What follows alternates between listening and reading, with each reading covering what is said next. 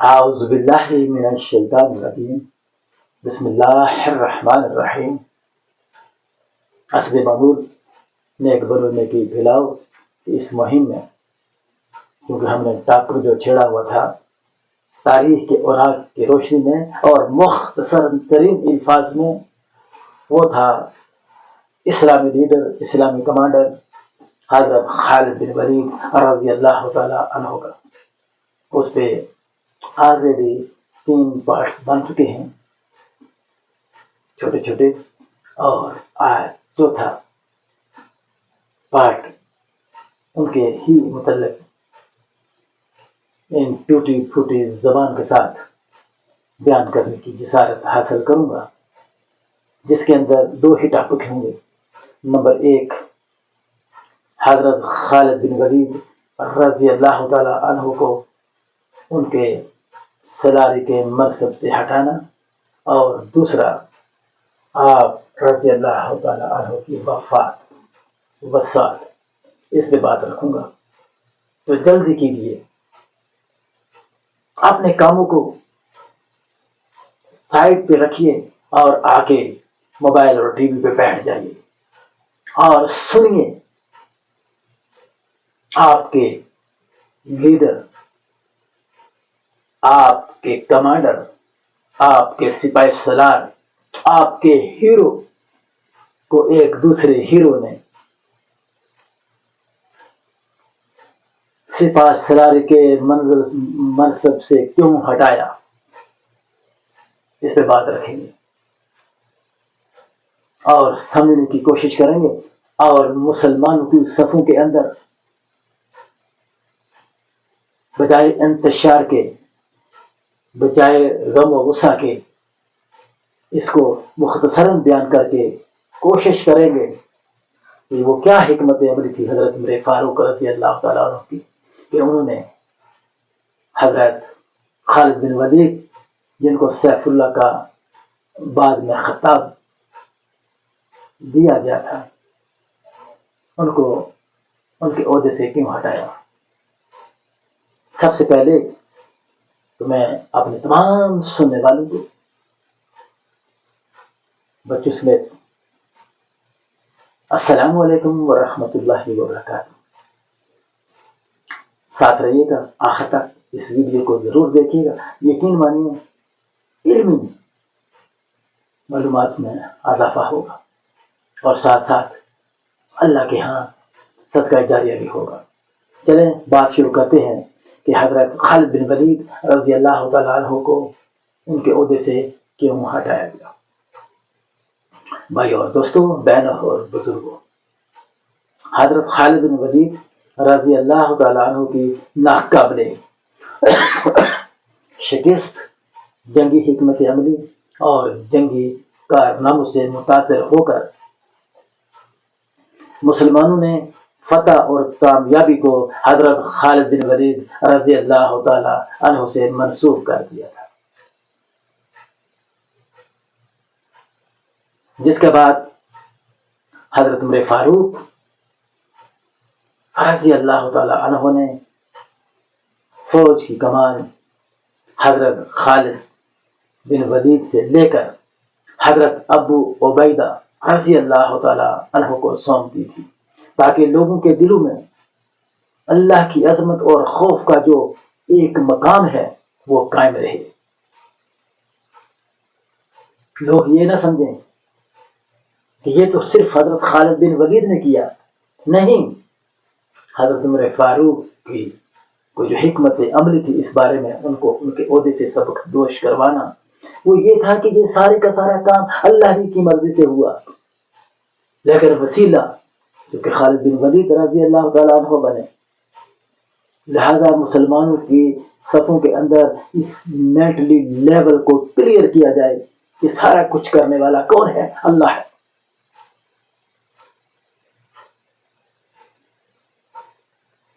کچھ لوگوں کا خیال اس وقت، یعنی کہ 1500-1600 سال پہلے، یہ تھا کہ اس عمل کی وجہ سے یہ بھی ہوا کہ حضرت عمر فاروق رضی اللہ تعالی عنہ نے ذاتی عناد کی بنا پر حضرت خالد بن ولید رضی اللہ تعالی عنہ کو عہدے سے ہٹا دیا تھا. ہرگز ہرگز ایسا نہیں تھا. صرف اللہ تعالیٰ کی وحدانیت اور اللہ کے خوف کو برقرار رکھنے کے لیے آپ نے ان کو ان کے عہدے سے ہٹایا تھا. کوئی ذاتی انا نہیں تھی. اس کو ذہن میں ضرور رکھیے گا. برکت حقیقت یہ ہے کہ حضرت عمر فاروق رضی اللہ تعالیٰ عنہ اور حضرت خالد بن ولید رضی اللہ تعالیٰ عنہ کی بہترین اور پائیدار دوستی بھی تھی. اور یہ دونوں بھائی اور اعتماد ساتھی اور بھائی تھے. حضرت خالد بن ولید رضی اللہ تعالیٰ عنہ نے اس واقعے کو انا کا مسئلہ کبھی نہیں بنایا. تاریخ اسلام کے اوراق کھنگال کر دیکھ لیجیے، آپ نے کبھی اس کو اپنے انا کا مسئلہ نہیں بنایا، بلکہ ایک عام فوجی ہی کی حیثیت سے آگے بڑھتے رہے اور فتویٰ سے مسلمانوں کو نوازتے رہے، اور خود شہید ہونے کی خواہش رکھتے ہوئے بھی فاتح کی حیثیت سے، ایک غازی کی حیثیت سے واپس آیا کرتے تھے. یہی وجہ ہے کہ حضرت خالد بن ولید رضی اللہ تعالی عنہ نے مرتے وقت اپنی وصیت اور جو ترکہ تھا، جو آپ کے پاس جمع پونجی، جو بھی اس وقت جو بھی اسباب پراپرٹی آپ کے پاس تھی، آپ نے حضرت عمر رضی اللہ تعالی عنہ کے نام چھوڑ دی اور وصیت پہ لکھوا دیا کہ یہ جو میری املاک ہے، یہ جو میری وراثت ہے، اس کے حقدار حضرت عمر فاروق رضی اللہ تعالیٰ نے. وہ جہاں چاہیں بیت المال میں کئی اور چیزوں، کئی اور موقعوں میں خرچ کر سکتے ہیں. بھائی اور دوستو، مختصر سی بات رکھوں گا کہ حضرت خالد بن ولید رضی اللہ تعالیٰ عنہ کی حضرت علیہ الصلوۃ والسلام سے جو عقیدت تھی، جو احترام تھا، جو محبت تھی، جو ذوق و شوق تھا، اس پہ بات رکھوں گا. حضرت خالد بن ولید رضی اللہ تعالیٰ عنہ مسلمان ہوئے تو انہوں نے اللہ کے حضور گر گڑا کر اور رو کر اللہ کے حضور نبی علیہ الصلوۃ والسلام سے ان تمام موقعوں کی معافی مانگی جب وہ مسلمانوں کے خلاف صف آرا ہوا کرتے تھے. آپ کو یاد ہوگا جنگ احد کے اندر مسلمانوں کو کتنا نقصان ہوا کہ مسلمان جنگ جیت کر بھی ہار گئے.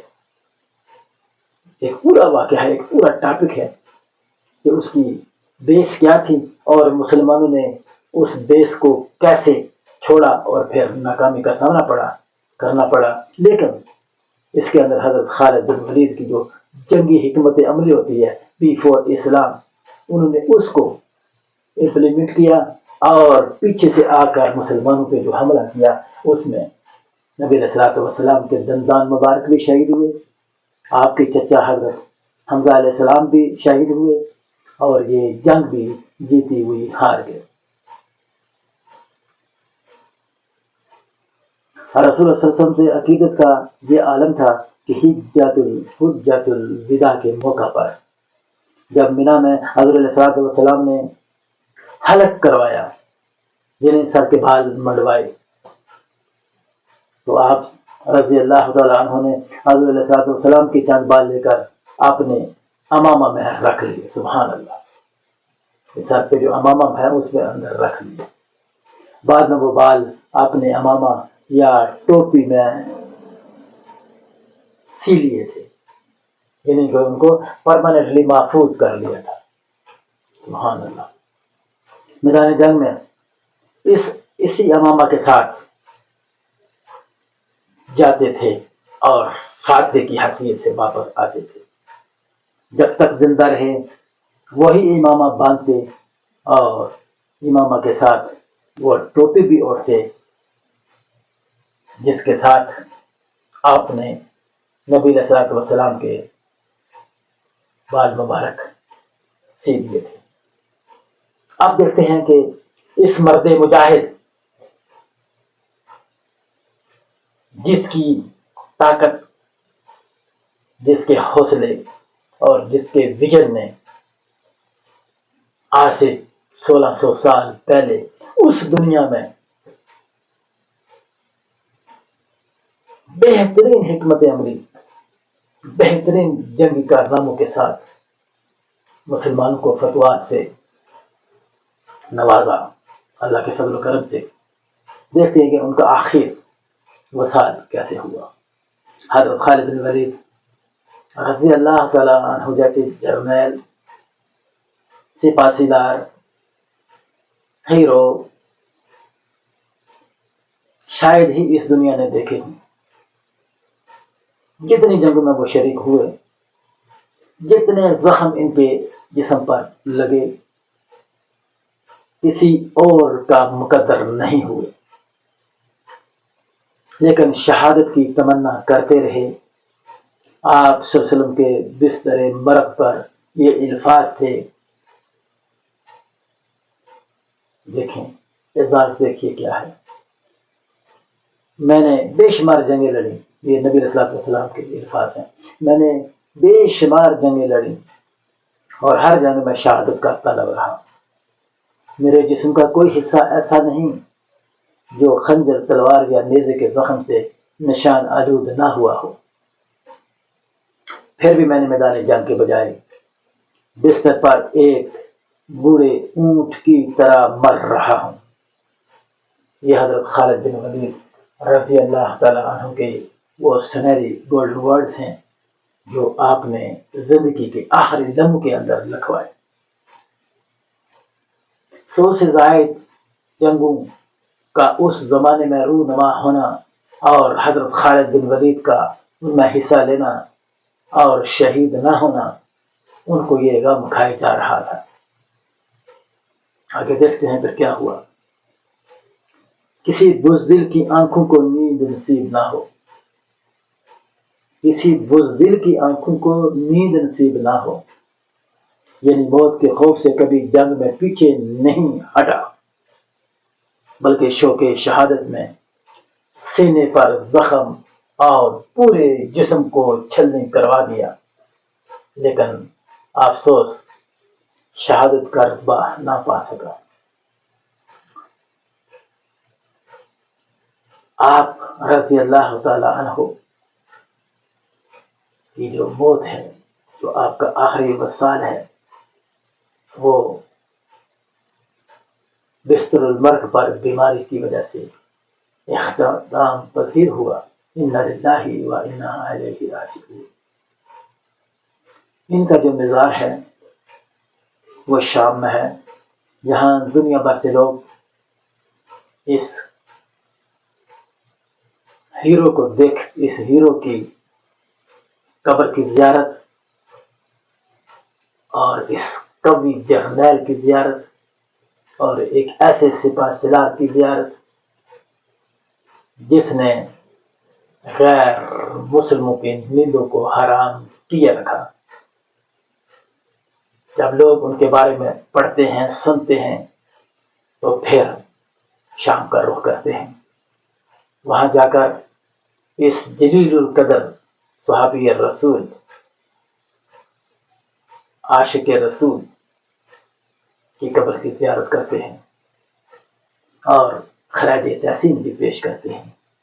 ان کی جنگی حکمت عملی آج بھی تمام دنیا کی فوجوں کے لیے مثل راہ ہے، اور انہی پہ عمل کرتے ہوئے تمام دنیا کے عسکری قیادت اپنی فوجوں کے اندر ایسے نوجوانوں کو شامل کرتی ہے جو جاسوسی کا کام کرتے ہیں۔ پاکستان کی آبدوز PNS خالد انہی کے نام سے بنائی گئی ہے۔ اس کے علاوہ آل خالد ٹیک بھی ان سے منسوب کیا گیا ہے۔ اللہ سے دعا ہے کہ اللہ تبارک و تعالی مجھے اور آپ کو اور ہمارے بچوں کو، کیونکہ یہ جو میں باتیں بھی رکھنے جا رہا ہوں، یہ صرف اور صرف ہمارے بچوں کو اپنے اسلامک جرنیلوں، ہیروز اور سپاہ سالاروں کا جاننا بہت ضروری ہے، ان کی حالات زندگیوں کا مطالعہ کرنا بہت ضروری ہے۔ میں اس موقع کی مناسبت سے سبھی ٹیچرز حضرات کو، پروفیسر حضرات کو اور خاص و خاص نظام تعلیم جن ہاتھوں میں ہے ان کو، اور پھر اپنے بچوں کو بھی اور بچوں کے پیرنٹس کو بھی درخواست کروں گا، ہاتھ جوڑ کر درخواست کروں گا کہ بچوں کو اسلام کی طرف لے آئیے، اسلامی نالج سے روشناس کرائیے۔ یہ جو میرے جیسا ان پڑھ آدمی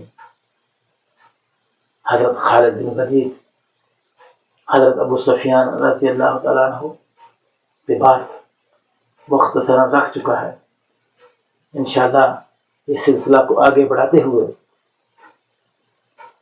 کبھی بات ہوگی خلیفہ اول حضرت بکر صدیق پر، کبھی بات ہوگی خلیفہ دوم حضرت عمر فاروق رضی اللہ تعالیٰ عنہ پر، اور کبھی پھر بات ہوگی خلیفہ سوم حضرت عثمان غنی پہ جو بات ہو چکی ہے ماشاءاللہ مختصر میں نے بیان کی تھی، اور پھر بات ہوگی خلیفہ چارم حضرت علی کرم اللہ وجہہ پہ، اور پھر دیگر صحابہ کرام کی زندگیوں پہ بات رکھتا جاؤں گا۔